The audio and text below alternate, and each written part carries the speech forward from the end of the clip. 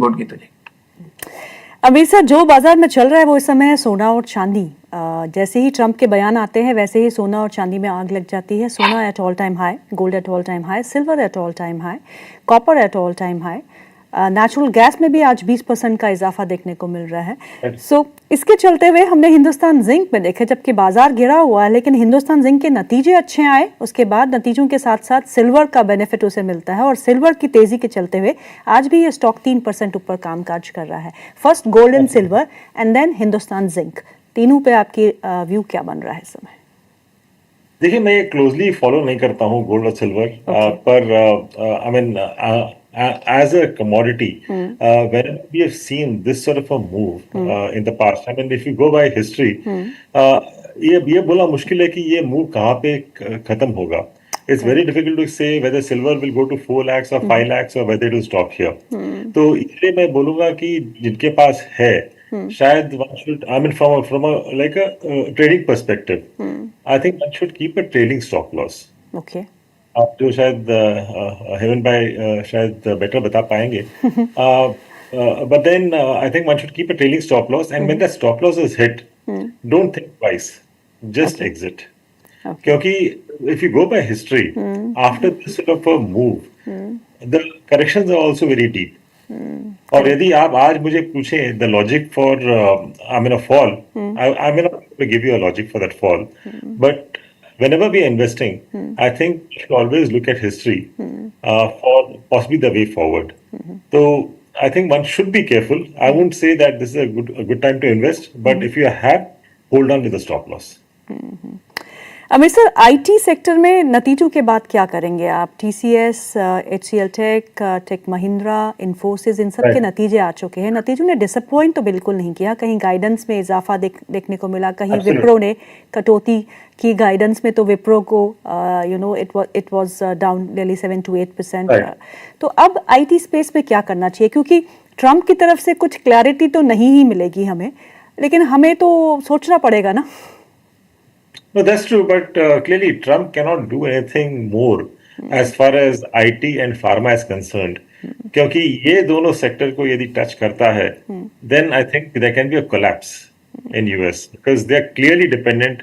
I mean, the systems out there are dependent on our IT. The healthcare system out there is dependent on our pharma. So there is nothing he can do about these two. But at the same time, we have seen some sort of a slowdown in like order flows. So easily, I think the sentiment has been weak as far as IT space was concerned. Even the performance, if you see, the last 2-3 years, more or less, most of them have been decently flat. I mean, this time in Q3, we have seen some amount of positive surprises as well as the management commentary. पर मैं बोलूँगा, I think one should wait at least for a quarter or two more for a confirmation that this upside can be consistent.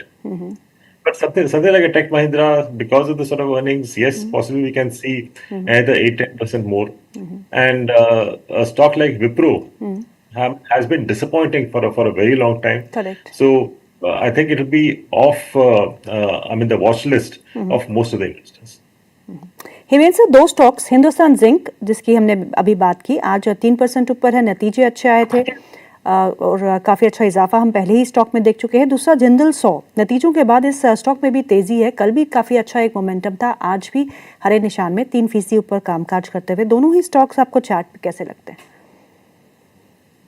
Geetu जी, जिंदल 100 पे मैं comment नहीं कर पाऊंगा, मेरा personal holding है।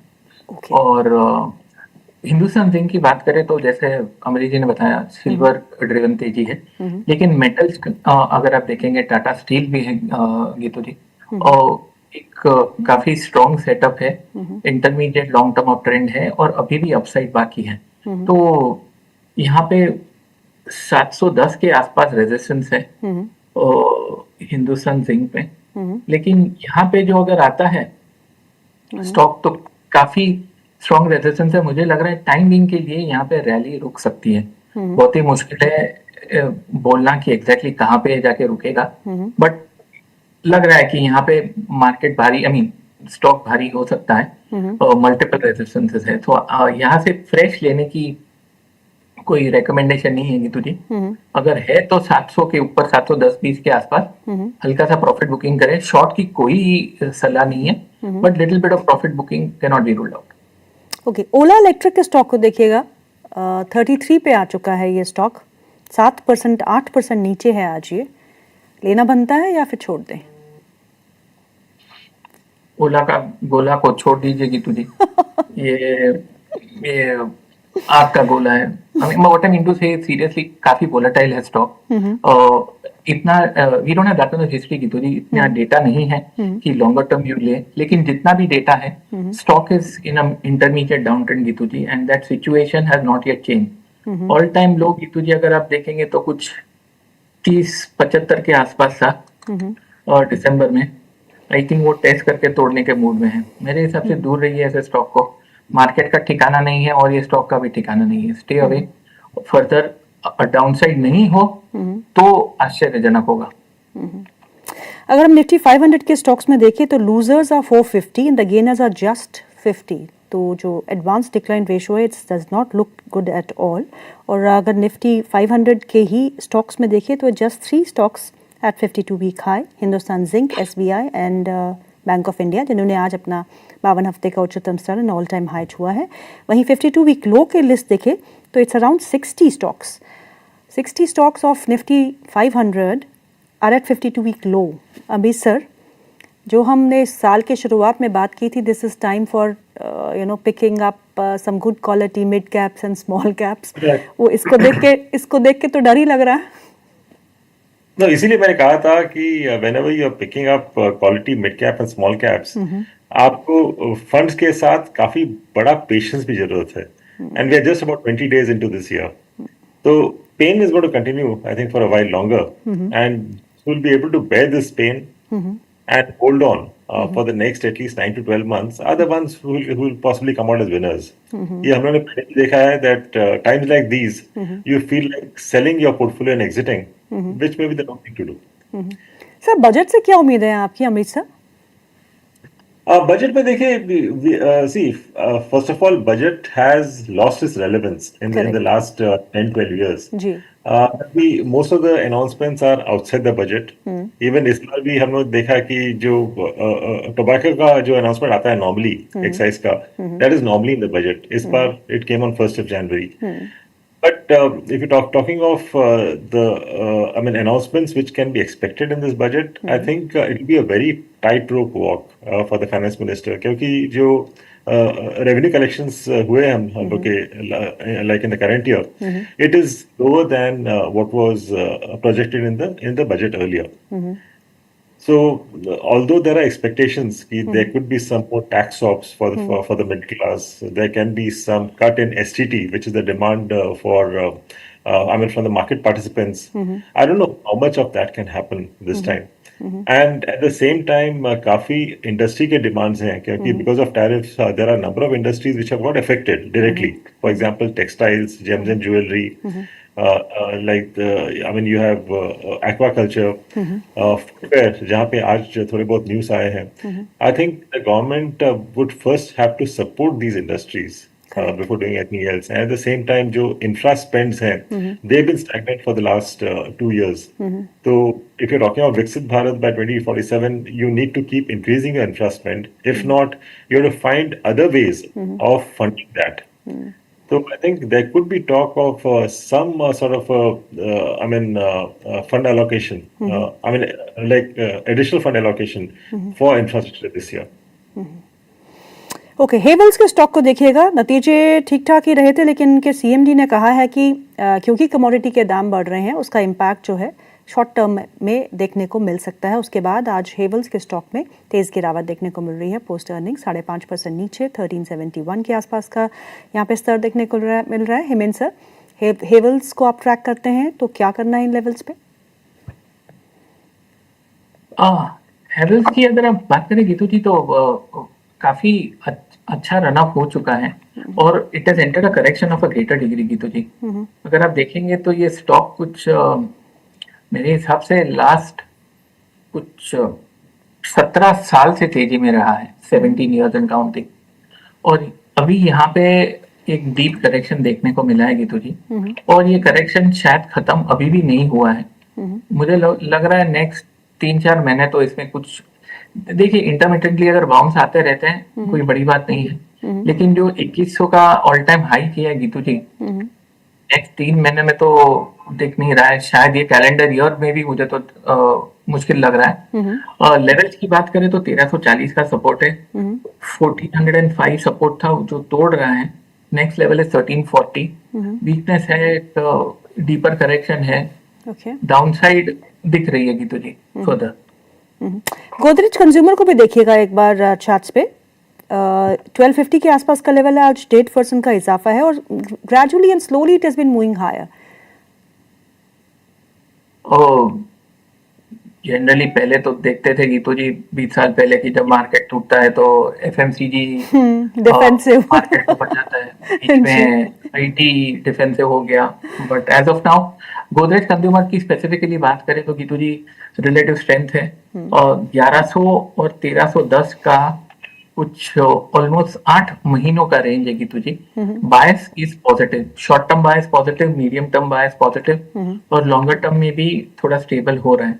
अगर आप आईटीसी को छोड़ेंगे तो और शायद Lever to some extent, but FMCG stocks relatively better है। यहाँ पे कोलगेट भी मुझे अच्छा लग रहा है, but coming back to Godrej Consumer positive है, 1280 के ऊपर और अपसाइड की उम्मीद कर सकते हैं गीतू जी। एक मेक और ब्रेक तो नहीं, लेकिन 1308 का बहुत ही स्ट्रॉन्ग रेजिस्टेंस लेवल है, ये मैं बोल रहा हूँ क्योंकि यहाँ से 4 बार घूम चुका है गीतू जी। आई नो 1308 थोड़ा दूर है अभी, आई मीन मार्केट को मतलब इट्स 50-60 रुपीज अवे, लेकिन इसके ऊपर आई थिंक स्टॉक में 4 चांद लगने के चांसेस है। बट अभी तक जो भी डेटा है, डेटा मतलब जो पिक्चर है, clearly it's more positive than negative Geetu ji. Amit sir, जैसे कि अभी देवेंद्र सर ने कहा कि जब बाजार गिरते थे तो हम डिफेंसिव चलाते थे, डिफेंसिव अब क्या बचा है? क्योंकि आईटी एक डिफेंसिव हुआ करता था, एफएमसीजी हुआ करता था जो चलता ही नहीं अब। So any defensive space that you like at this point in time that's going to save us? No, pharma I think is other defensive, पर जैसे कि मैंने पहले भी कहा था, I think consumption would be the story at least for the next few quarters. I mean specially because of the GST cut जो देखा था हम लोग ने सितंबर में, I think that effect will be felt for the next few quarters. तो Godrej consumer anyway is doing decently well, और दूसरे जो मैं बोलूँगा Dabur, Emami, as well as Jyothy Labs, I think these are the ones to be looked at. Someone who can take slightly more risk and possibly have more patience. I think ITC, despite the additional tax on cigarettes, I think it has come down to very decent levels. I mean, we have seen कितना करीब 30% का correction देखा है in the past. So at the current levels, I think if you're talking of the next one or 2 years, should be a good buy, because again going by history, पहले भी जब भी budget में इस type का news आता था, ITC used to fall sharply, and look back, that is, I mean, like those were the times when ITC was available at extremely good levels. Himen sir, defence में कुछ पसंद है आपको? क्योंकि बजट आने वाला है तो ये space should get into action. Geetu ji, from a longer term point of view yes, लेकिन extreme short term not looking, मतलब खास कुछ दिख नहीं रहा है, हाल स्टेबल है। लेकिन अगर आप कोचिन शिपयार्ड भी देखेंगे, एक हल्का सा नेगेटिव बायस है। थिंग इज ये रेलवे है, ये जो सर्टन पीएसयूज हैं गीतू जी, वो 8-8, 10-10 टाइम बढ़ चुके हैं, तो लॉज ऑफ ग्रेविटी को कैचअप करना जरूरी है। तो यस, आई थिंक बजट के लिए कुछ मोमेंट जरूर आ सकती है, लेकिन सस्टेनेबल नहीं होगा। आई हैव अ फीलिंग अगर आपका 2 साल के ऊपर का व्यू है तो all of the stocks on decline make sense Geetu ji, नहीं तो खास सस्टेनेबिलिटी नियर टर्म में या मीडियम टर्म में नहीं दिख रही है Geetu ji. They will take time. ये जो करेक्शन है, नॉर्मली ऐसे 8-10 टाइम स्टॉक चलते हैं, तो normally not as a complete benchmark, लेकिन गीतू जी 2-2.5 साल पकड़ के चलिए, उनका कुछ नहीं होना है। एक छोटा आपके 30 सेकंड और लूंगा, टाटा पावर पीएसयू या डिफेंस स्टॉक नहीं है, 13 साल 2007 से 2020 उसने करेक्ट किया, 27 वाला 450 गीतू जी। अगर आप देखेंगे आज भी